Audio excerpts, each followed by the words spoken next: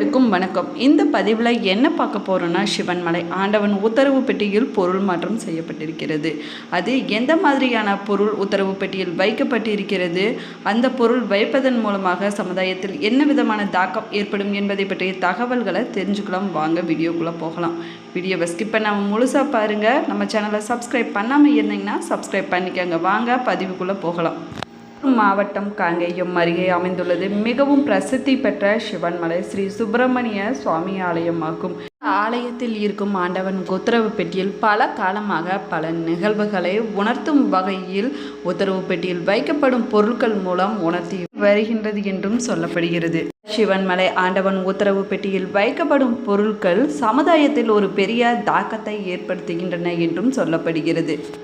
இல்லாமல் இந்த கோவிலில் சமுதாயத்தில் நடக்கின்ற அல்லது நடக்கப்போகும் நிகழ்வை பிரதிபலிக்கும் விதமாக சில பொருட்கள் கோவிலில் இருக்கும் ஆண்டவன் உத்தரவு பெட்டியில் வைத்து பூஜை செய்யப்படுகின்றன என்றும் சொல்லப்படுகிறது. இல்லாமல் பக்தரின் கனவில் ஆண்டவன் கூறும் பொருளை கோவிலில் உத்தரவு கேட்ட பின்பு உத்தரவு பெட்டியில் வைத்து பூஜை செய்யப்படுகின்றன என்றும் சொல்லப்படுகிறது. சிவன்மலை சுப்பிரமணிய சுவாமி கோவில் அருணகிரி நாதரால் பாடப்பெற்ற திருத்தலம் என்றும் சொல்லப்படுகிறது. அது மட்டுமில்லாமல் சிவன்மலை கோவிலின் சிறப்புகளில் பிரசித்தி பெற்றது ஆண்டவன் உத்தரவு பெட்டி என்றும் சொல்லப்படுகிறது. நாட்டில் ஏற்படக்கூடிய துன்பங்கள் மகிழ்ச்சிகளை முன்னதாகவே உணர்த்துவதால் மூலவருக்கு காரணமூர்த்தி என்ற பெயரும் இருக்கிறது.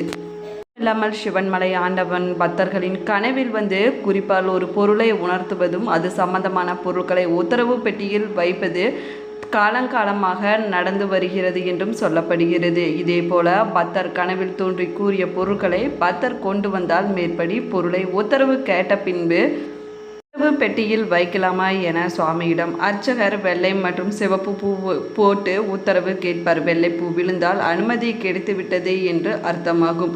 வெள்ளைப்பூ புழுந்தவுடன் அந்த பொருளை எடுத்துவிட்டு பக்தரின் கனவில் சொன்ன பொருளை எடுத்து உத்தரவு பெட்டியில் வைத்து பூஜை செய்வார்கள் என்றும் சொல்லப்படுகிறது. நிலையில் திருப்பூர் மாவட்டம் தாராபுரத்தைச் சேர்ந்த பக்தரின் கனவில் வைக்கோல் வைக்க உத்தரவானது. இதைத் தொடர்ந்து ஆண்டவன் உத்தரவு பெட்டியில் வைக்கோல் வைத்து பூஜை செய்யப்பட்டு வருகிறது என்றும் சொல்லப்படுகிறது.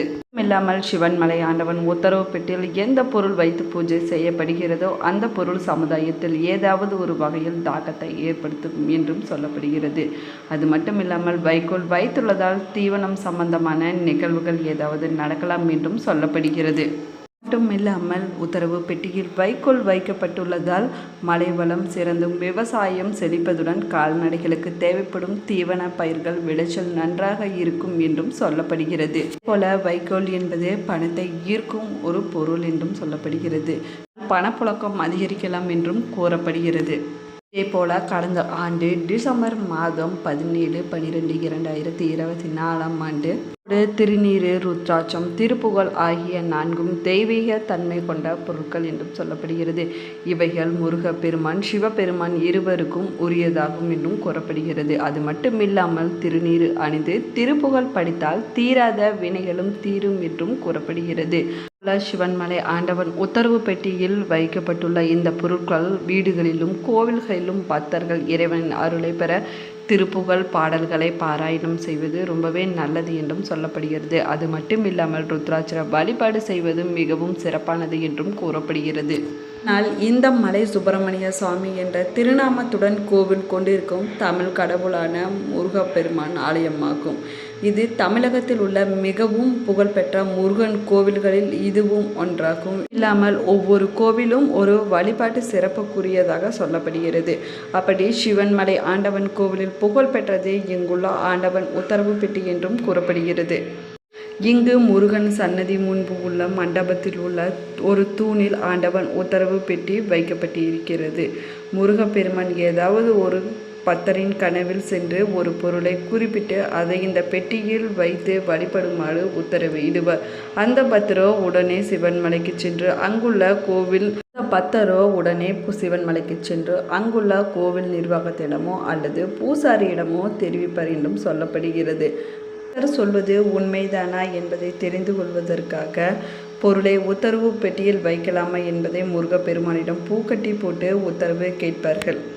கிடைத்தவுடன் அந்த பொருள் ஆண்டவன் உத்தரவு பெட்டியில் பக்தர்களின் பார்வைக்காக வைக்கப்படுகின்றன. அது மட்டுமில்லாமல் தினமும் அந்த உத்தரவு பெட்டிக்கு பூஜைகள் நடைபெறுகின்றன என்றும் சொல்லப்படுகிறது. அடுத்து மற்றொரு பக்தரின் கனவில் சிவன்மலை ஆண்டவன் உத்தரவும் வரும் வரை முன்பு வைத்த பொருளை வைத்து பூஜை செய்யப்படுகின்றன. இது பலகாலமாக இந்த கோவில் நடைமுறையில் இருந்து வரும் வழக்கமாகவும் சொல்லப்படுகிறது. ஆண்டவன் உத்தரவு பெட்டி என்றால் ஏதோ ஒரு சாதாரண பெட்டி என்று நினைத்துவிடக் கூடாது. இந்த கண்ணாடி பெட்டியில் வைத்து பூஜை செய்யும் பொருட்கள் சமுதாயத்தில் ஒரு பெரிய தாக்கத்தை ஏற்படுத்துகின்றன என்றும் சொல்லப்படுகிறது. போல சிவன்மலை ஆண்டவன் உத்தரவு பெட்டியில் வைத்து பூஜை செய்யப்பட்ட பொருட்கள் ஒரு தாக்கத்தை ஏற்படுத்துகின்றன என்றும் சொல்லப்படுகிறது. இதற்கு முன்பு மஞ்சள் வைத்து வழிபட்ட போது மஞ்சளின் விளைச்சல் அமோகமாக இருந்ததாகவும் சொல்லப்படுகிறது. அதே போல தண்ணீர் வைத்து வழிபட்ட போது சுனாமி வந்ததாகவும் சொல்லப்படுகிறது. போல ஒருமுறை ஆண்டவன் உத்தரவு பெட்டியில் திரு கைலாய காட்சியில் அம்மை அப்பரின் திருமண கோலத்தில் விநாயகர் மற்றும் முருகனுடன் இருக்கும் அந்த அற்புத காட்சியும் சிவனின் அருள் பெற்ற அகஸ்திய முனிவரின் ஜாதகம் அகோர வீரபத்ரர் ஒரு திருமாங்கல்யம் மற்றும் 32 ரூபாய்க்கான ₹1 நாணயங்கள் வைத்து வழிபாடு செய்யப்பட்டிருக்கின்றன என்றும் சொல்லப்படுகிறது. இல்லாமல் புகழ்பெற்ற சிவன்மலை ஆண்டவன் உத்தரவு பெட்டியில் மங்களகரமான திருமாங்கல்யம் வைத்தும் பூஜை செய்யப்பட்டிருக்கிறது. அவ்வாறு திருமாங்கல்யம் வைத்து பூஜை செய்யப்பட்டதால் திருமண தடை உள்ளவர்களுக்கு திருமண தடையானது நீங்கி திருமணம் கைகூடி வரும் என்றும் கூறப்படுகிறது. மட்டும் இல்லாமல் அம்மையப்பரின் திருக்கைலாய காட்சி வைக்கப்பட்டுள்ளதால் உலகத்தில் அமைதியும் ஒற்றுமையும் அதிகரிக்கும் என்றும் கூறப்படுகிறது. நாணயங்கள் இடம்பெற்றதால் நாட்டின் பொருளாதார வளர்ச்சி தருவதாக இருக்கும் என்றும் சொல்லப்பட்டிருக்கிறது. மட்டுமில்லாமல் சமீப காலமாக ஆண்டவன் உத்தரவு பெட்டியில் வைத்து பூஜை செய்யும் பொருட்கள் அதிக முக்கியத்துவத்தை பெறுகின்றன என்றும் கூறப்படுகிறது. போல ஒருமுறை சேலம் மாவட்டம் அம்மாபாளையம் பகுதியைச் சேர்ந்த பக்தரின் ஒருவரின் கனவில் வேல் வைக்கும்படி உத்தரவானது. காரணமாக சிவன்மலை ஆண்டவன் உத்தரவு பெட்டியில் வேல் வைத்தும் பூஜை செய்யப்பட்டது என்றும் சொல்லப்படுகிறது. ஏராளமான பக்தர்கள் வந்து தரிசித்து வணங்கி சென்றிருந்தார்கள். அதே போல வேல் என்பது பொதுவாக வெற்றியை குறிக்கும் என்றும் சொல்லப்படுகிறது. வேல் முருகனின் அம்சமாகவும் கருதப்படுகிறது. அது மட்டும் இல்லாமல் இது ஞானத்தின் அடையாளமாகவும் விளங்குகிறது.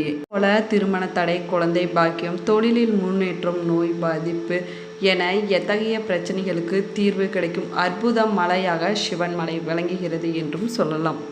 இல்லாமல் வக்கிரக சன்னதியை 9 முறை சுற்றி வழிபட்டு வந்தால் எத்தனைய பிரச்சனையாக இருந்தாலும் அதிலிருந்து விடுபடலாம் என்றும் சொல்லப்படுகிறது. ஆலயத்தில் சனி பகவான் தனி சன்னதியில் எழுந்தருளி இருக்கிறார். அதே போல மலை மேல் சுரலோக நாயகி சமேத ஜிரகேஸ்வரர் எழுந்தருளி இருக்கின்றனர் என்றும் சொல்லப்படுகிறது.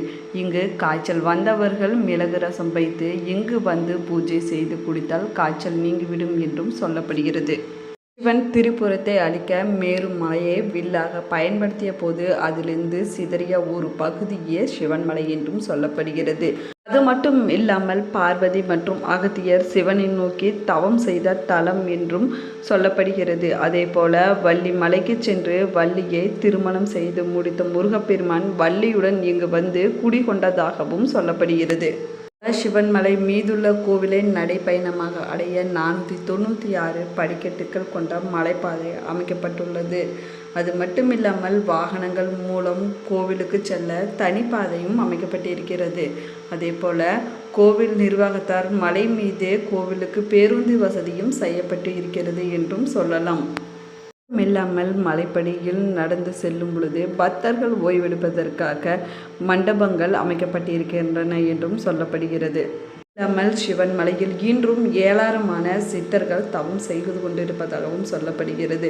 அவர்கள் புண்ணியம் செய்தவர்கள் கண்ணில்தான் அவ்வப்போது தென்படுவார்கள் என்றும் சொல்லப்படுகிறது. இந்த தலத்தில் முருகனின் பக்தையாக இருந்த ஒரு பெண் காசி சென்று நீராட விரும்பியும் காசி செல்ல முடியாததால் மனம் வருந்த தம் பக்தைக்காக முருகப்பெருமான் காசி தீர்த்தத்தை இந்த தலத்திலேயே வரவழைத்ததாகவும் வரலாறுகள் சொல்லுகின்றன. போல இந்த திருத்தலத்தில் முருகப்பெருமானுக்கு முதல் வழிபாடு செய்யப்படுகின்றன. மற்ற திருத்தலங்களில் முதல் வழிபாடு பிள்ளையாருக்கு செய்யப்படுகின்றன என்றும் சொல்லலாம். இங்குள்ள நவகிரகங்கள் அனைத்தும் சூரிய பகவானை பார்த்து நிற்கின்றன.